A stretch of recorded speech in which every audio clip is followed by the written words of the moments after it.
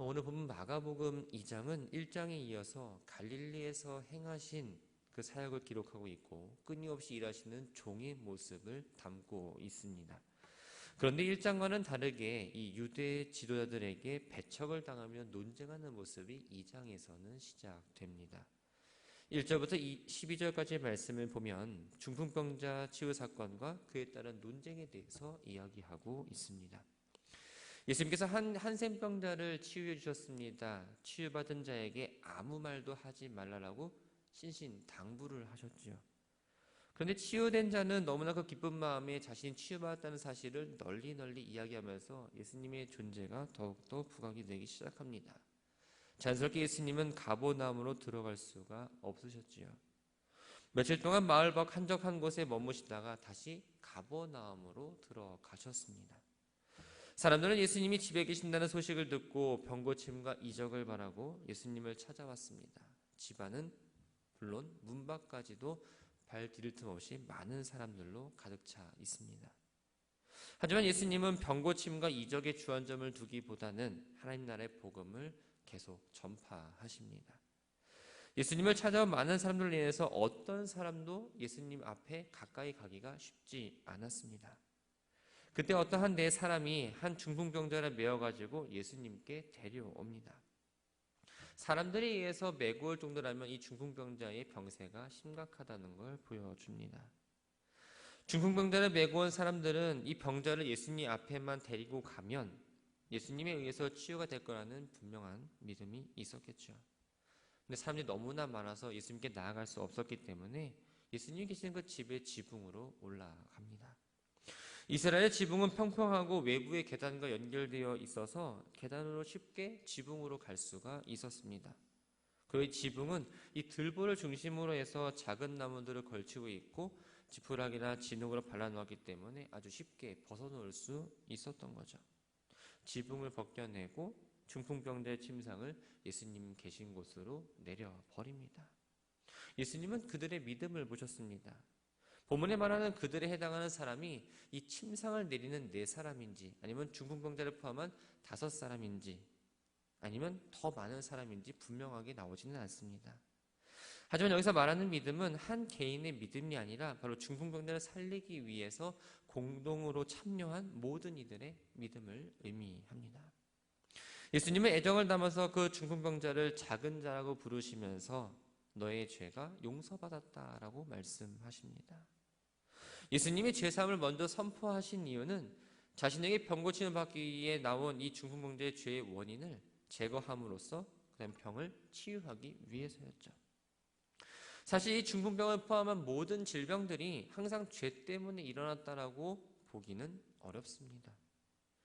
그러나 당시 사람들은 중풍병이 죄와 간접적으로 혹은 직접적으로 연관되어 있다라고 생각을 했습니다. 왜냐하면 신명기 28장 15절부터 28절까지의 말씀을 보면 만약 하나님의 계명과 명령을 지키지 않고 죄악을 행하면 각종 질병으로 고통받게 될 거라고 경고를 합니다. 그 내용 가운데 많은 질병 목록이 있는데 28절의 그 정신병이 바로 이 중풍병의 초기 단계라고 생각했기 때문입니다. 그러나 무엇보다도 예수님께서 죄사함을 선포하신 이유는 많은 사람들 앞에서 예수님 자신이 죄를 사할 수 있는 권세가 있다는 사실을 알려주기 위해서였습니다. 죄사함은 하나님만이 하실 수 있는 고유 권한입니다. 그렇기 때문에 예수님이 죄사함을 선포했다는 건 바로 자신이 하나님이라는 사실을 밝힌 것이고 죄사함의 권세가 있다는 것을 증명하는 거였죠. 또한 예수님께서 이 중풍병자의 죄를 먼저 사하심으로 인해서 이 인류에 해결해야 될 문제 가운데 가장 크고 중요한 문제가 바로 죄사함이라는 사실을 이야기해주고 있습니다. 중풍병자를 죄사함을 선포하는 자리 가운데에 서기관들이 있었죠. 서기관은 당시 사회의 주를 이루는 사람들이고 하나님의 율법을 배웠던 사람들입니다. 시험에 의해서 서기관에 합격을 했고 율법 전문가로서 전통에 따라 해석을 했던 사람들입니다. 이들은 구전율법의 할라카를 아주 권위 있는 것으로 보았고 율법 교사로서의 권위를 지키며 살았습니다. 그런데 이 할라카를 거부한 예수님의 메시지와 태도에 대해서 심히 못마땅하게 여겼습니다. 그래서 그들의 마음 가운데 항상 예수님에 대한 반감을 가지고 있었던 거죠. 그러면서 그 마음을 가지고 예수님이 하셨던 일들을 보기 위해서 지금 그 자리에 나와 있었던 겁니다. 그런데 예수님께서 중풍병자에게 죄사함을 선포하시니까 더욱 큰 불만을 품기 시작합니다. 왜냐하면 죄사함이라는 건 성전의 제사를 통해서 하나님을 대신해 제사장이 선포해야 하는 것인데 예수님은 제사장도 아니었고 어떤 희생제사도 치르지 않았기 때문입니다.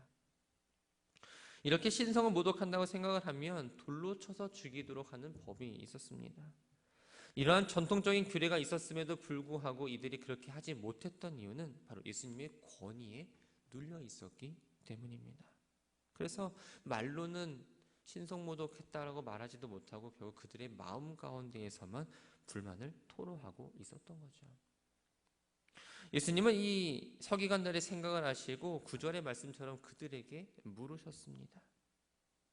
중풍병자에게 내 죄사함을 받으니라 하는 것과 또한 일어나 내 상을 가지고 걸어가라 하는 말 모두 하나님의 신적 권위와 능력을 필요로 합니다. 그렇기 때문에 하나님 입장에서는 어느 것이 쉽고 또 어느 것이 어렵다라고 말할 수 있는 문제는 아니죠. 그러나 서기관들은 아마도 죄사함을 받았다라고 선언하는 것보다는 일어나 걸어나라고 말하는 게 더 어려웠을 것 같습니다. 죄사함을 받는다는 건 어느 누구도 확인할 수 없고 어떤 외적인 증명을 보여줄 수 있는 어떤 모양도 없기 때문입니다. 반면에 일어나 걸어나라고 말할 수 있는 건 완전한 치유, 즉 외적으로 그 증명을 필요로 하기 때문에 서기관들 그 말하기가 더 어려웠을 겁니다.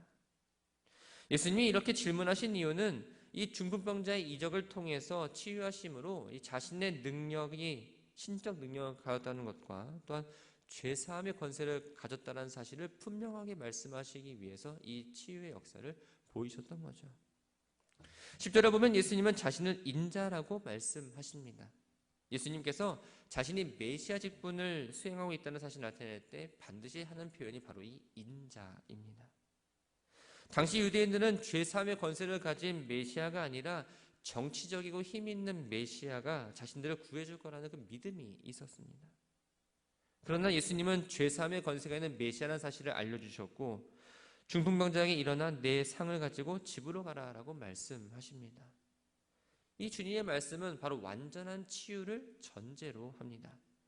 완전한 치유가 없이는 몸을 움직일 수 없었던 이 중풍병자가 일어나서 자기가 눕혀온 이 자리를 다시 가지고 가는 건 불가능했기 때문입니다. 예수님의 말씀에 중풍병자는 모든 사람들의 본 앞에서 일어나서 바로 자리를 가지고 밖으로 나갑니다. 보통 이렇게 예수님의 이적이 행하고 나면 사람들은 놀라는 것으로 그치는데 오늘 본문에 보면 하나님께 영광을 돌렸다라고 이야기합니다. 바로 하나님께 영광을 돌렸다는 이 말은 예수님의 가르친 대로 사람들이 예수의 치유와 죄사함의 선포를 통해서 하나님의 강한 임재를 느꼈다는 사실을 표현해주고 있습니다. 13절부터 17절까지의 말씀을 보면 예수님께서 세리 마태를 제자로 부르신 사건을 기록합니다. 예수님께서 마태를 부르신 장소가 바닷가라고 표현한 건 바로 이 마가복음에만 나타납니다. 13절에 다시라는 말이 쓰인 건 바로 예수님께서 갈릴리 바다에서 4명의 제자를 부르시고 나서 다시 갈릴리 바다에서 이 마태를 부르셨기 때문입니다. 예수님은 해변가에서 세관이 있는 곳으로 이동하십니다. 거기엔 세리인 알페의 아들 레위가 있었습니다. 그 레위를 향해서 예수님이 나를 따르라 라고 말씀을 하시죠. 세리로서의 모든 걸 정리하고 예수의 제자로서의 새 삶을 살라는 예수님의 그 요청에 레위는 순종하며 따랐습니다. 15절을 보면 그의 집이 나옵니다. 이 바로 그의 집은 레위의 집을 의미하지요. 오늘 본문에는 나오지 않지만 누가복음 5장 29절을 보면 이 마태가 예수님의 제자로 부름받은 사실에 대해서 감사함으로 예수님을 자기 집에 모셔서 잔치를 벌였다는 이야기가 나옵니다. 예수님 비롯한 잔치에 참석한 사람들은 유대인의 식사 관습에 따라서 바닥에 비스듬히 누워서 음식을 먹었습니다. 또 그 자리에 참석한 사람들을 보니까 많은 세리와 죄인들이었죠. 당시 사람들은 이스라엘 다스리는 로마 관리 밑에서 일하는 세금 사람과 이 세금 청구업자 밑에서 일하는 사람 둘로 나뉘었습니다. 이렇게 둘로 나뉜 이유는 토지세와 또한 성별과 신분과 소득에 상관없이 걷어들이는 그 인두세는 로마 관리들이 직접 관할해서 세금을 걷었고, 어업세나 통관세 혹은 이 통행세 같은 비정기적인 세금은 세금 청부업자에게 맡겼기 때문입니다. 이 세금 청부업자들과 세리들은 로마인도 있었지만 대부분이 다 유대인들이었습니다. 이 세금 청부업자들은 일정 지역에서 세금을 많이 받기 위해서 선금으로 계약금을 지불하고 계약을 합니다. 그리고 나서 더 많은 세금을 거두고자 자신들이 지불한 돈을 충분히 얻고 나서 또 많은 이득을 얻었던 사람들이죠. 그래서 백성들은 이 세금 청부업자와 세리들을 강도와 같이 취급을 했습니다. 특히 유대인 청부업자와 세리들은 민족의 반역자라고 규정하고 천대와 멸시를 받았던 사람들이죠. 본문에 나오는 죄인은 어떤 범법 행위를 했다는 것이 아니라 모세율법에 대해서 바리새인의 해석대로 따르지 않는 바로 세속적인 사람들을 의미합니다. 즉 세리와 죄인들은 당시 사회적으로 죄인 취급을 받았던 사람들이었고, 바리새인과 서기관들로부터 정죄를 받은 대상들을 의미합니다. 서기관들은 예수님이 죄인과 세리들과 함께 밥 먹는 것을 보고 어떻게 그들과 함께 식사할 수 있느냐라며 제자들에게 묻습니다. 그들은 정결함을 유지하기 위해서 더러운 것들과는 접촉해서는 안 된다는 생각이 너무나 분명했기 때문입니다. 예수님은 서기관들이 문제를 제기한 걸 들으시고 두 가지 차원에서 말씀을 하시죠. 하나는 건강한 자에게는 의사가 쓸데없고 병든 자에게 쓸데있다라는 속담으로, 또 다른 하나는 나는 의인을 부르러 온 것이 아니요 죄인을 부르러 왔다라고 말씀하십니다. 이 두 문장을 보면 의사는 예수님 자신을, 건강한 자와 의인은 서기관과 바리새인들을, 또한 병든 자는 죄인을 의미합니다. 예수님은 바리새인과 서기관들이 정말로 신체적으로 건강해서, 정신적으로 건강해서 건강한 자, 의인이라고 말한 게 아니었습니다. 스스로를 그들은 건강한 자, 의로운 자, 의인이라고 생각했기 때문입니다. 그렇기 때문에 그들에게는 예수님이 존재가 필요가 없는 사람들이었죠. 예수님은 구원 사역이 스스로 건강하고 의롭다라고 생각하는 자들을 위한 것이 아니라 자기의 죄를 깨닫고 죄사함을 갈구하는 자들을 위한 거라고 말씀하고 있는 겁니다. 18절부터 22절까지의 말씀은 금식에 대한 논쟁을 하고 있습니다. 요한의 제자와 바리새인들이 금식을 합니다. 이 금식은 구제와 기도와 함께 매우 중요한 종교 행위였죠. 바리새인들은 모세가 율법을 받으려고 시내산에 올라갔던 날과 내려왔던 날, 즉 월요일과 목요일을 기념해서 일주일에 2번 금식을 했습니다. 세례 요한의 제자들은 감옥에 갇힌 스승을 위해서 슬퍼하며 금식을 했죠. 그에 반해서 예수님의 제자들은 정기적으로 금식을 하지 않았습니다. 왜 제자들은 금식하지 않느냐는 사람들의 질문에 예수님은 이 공생의 기간을 혼인잔치에 비유하며 말씀하십니다. 혼인잔치 참석한 손님들이 신랑과 함께 있을 동안은 금식할 수 없지만 신랑은 빼앗기는 날이 오면 금식을 한다라는 겁니다.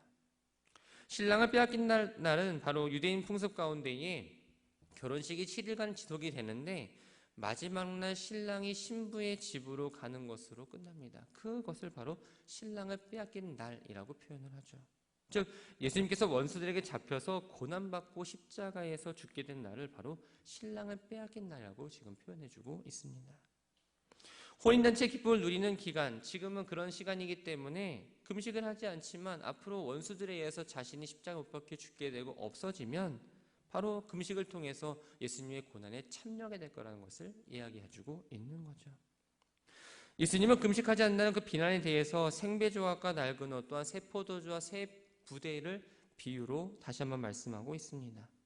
낡은 옷에 새 천조각을 붙이면 이 새 천조각이 낡은 옷을 잡아당겨서 다시 찢겨지게 되고, 또한 새 포도주를 낡은 포도주에 가죽에 담게 되면 터트러지기 때문에 하나님 나라의 복음을 새로 만든 사람이 만든 그 규례와 함께 결합해서는 안 된다라고 지금 말씀하고 있는 겁니다. 새 포도주를 새 부대에 넣어야 하는 것처럼 하나님 나라의 복음은 예수 그리스도를 중심으로 새로운 가치 체계와 생활 방식을 갖추는 해야 된다는 것을 지금 가르치고 계신 거죠. 23절부터 마지막 절까지의 말씀은 바로 안식일 논쟁입니다. 예수님이 제자들이 안식일에 밀 이삭을 자르면서 길을 헤쳐갔습니다. 이 모습을 보고 바리새인들은 안식일을 위반했다라고 생각을 합니다. 남의 밭에서 이삭을 잘라 먹는 건 율법으로 봤을 때는 허용이 되었지만 문제는 그날이 바로 안식일이라는 거죠. 랍비 문헌에 따르면 안식일에 곡식 이삭을 자르거나 나무에서 떨어진 그 과일까지도 줍는 것을 문제로 삼았습니다. 물론 손으로 이삭 몇 개를 자르고 이렇게 빼는 것은 추수에 해당하지 않지만 바리새인은 율법을 문자 그대로 적용했던 사람들입니다. 그렇기 때문에 이것 또한 안식일을 어겼다라고 생각을 했죠. 예수님은 다윗의 예를 들어서 바리새인들의 형식적인 율법주의를 비판하십니다. 배고픈 다윗이 제사장들의 진설병 먹음으로써 율법의 문자적으로 어겼습니다. 그러나 다윗이 제사장들의 진설병을 먹는다고 해서 율법의 근본응신을 위배했던 건 아니었습니다. 배고픔으로 생명의 위험을 느끼는 사람에게 이 제사장의 진설병도 때로는 허락될 수 있다라는 겁니다. 바리새인은 율법과 39개의 안식일 규정이 얽매였지만 예수님은 안식일과 율법을 주는 목적이 바로 사람들을 위해서 있다라는 사실을 분명하게 말씀하십니다. 이스라엘 백성들은 그동안 안식일을 기억하면서 지키기에 노력했지만 참된 안식을 누렸던 건 아니었습니다. 왜냐하면 끊임없이 그들은 육체적 노동과 고통으로부터 완전히 해방될 수 없었기 때문입니다. 안식이라고 해서 모든 노동을 쉬었던 게 아니었던 거죠. 성막에서 봉사했던 일, 집안에서 빨래하고 설거지하고 밥을 차리는 일, 또 국방을 위해서 나라를 지키는 일 모두 안식이라고 해서 소홀히 할 수 없었던 일들이었기 때문입니다. 또 정신적인 압박으로부터도 해방을 받을 수가 없었죠. 각종 죄악으로 인해 생긴 그 양심의 가책과 고통들은 안식이라고 해서 저절로 없어졌던 게 아니었기 때문입니다. 이런 것들로부터 해방되기 위해서는 바로 죄의 용서가 필요했습니다. 예수님은 육체적 정신적 압박과 고통으로부터 해방되어 안식을 누리게 하실 수 있는 분이 바로 예수님이기 때문에 이 안식일의 주일을 예수님이라고 말씀하셨던 거죠. 오늘 주신 말씀을 정리합니다. 예수님 만난 사람들을 보면 믿음으로 반응하는 사람이 있는가 하면 또한 자신의 고집과 교만한 생각에 치우쳐서 예수님을 믿지 않는 사람도 있었습니다. 중풍병자가 그를 메고 온 사람들은 모든 병을 고치시는 그 예수님에 대한 소문을 듣고 큰 기대감이 있었고 믿음이 있었습니다. 그렇기 때문에 그 믿음을 가지고 예수님이 계신 곳에 달아내렸던 거죠. 그때 예수님은 그들의 믿음을 보셨습니다. 우리들에게도 이러한 믿음이 있으신지요? 머리로 아는 믿음 말고 행함의 믿음이 있는지 우리는 점검해 봐야 합니다. 행동하는 믿음을 가지고 예수님께 나아갈 때 주님이 기뻐 받으십니다. 근데 우리는 너무나도 서기관 같지 않은지 생각해 봅니다. 너무나 교만하기도 하고 또 내 생각과 내 판단을 가지고 모든 것들을 답을 내리지 않는가 생각이 든다는 거죠. 예수님은 어린아이같이 겸손한 믿음의 겸손한 마음의 소유자만이 하나님의 나라에 들어갈 수 있다라고 분명히 말씀하고 계십니다. 바라기는 오늘 하루 우리들의 시간을 보내면서 오늘 주신 말씀을 기억하며 말씀에 순종함으로 나아가시기 바랍니다. 또한 우리의 믿음, 나 믿음 있는 거 아는데 머리로 아는 믿음, 하나님을 어떻게 믿는 건지 아는 그런 믿음이 아니라 정말 믿음을 가지고 행하는 믿음을 통해서 주님이 기뻐하시는 자로 또 하나님 주신 그 능력과 그 평안 가운데에 오늘 한 날을 아주 기쁘게 보내는 모두가 되기를 주님의 이름으로 축원합니다.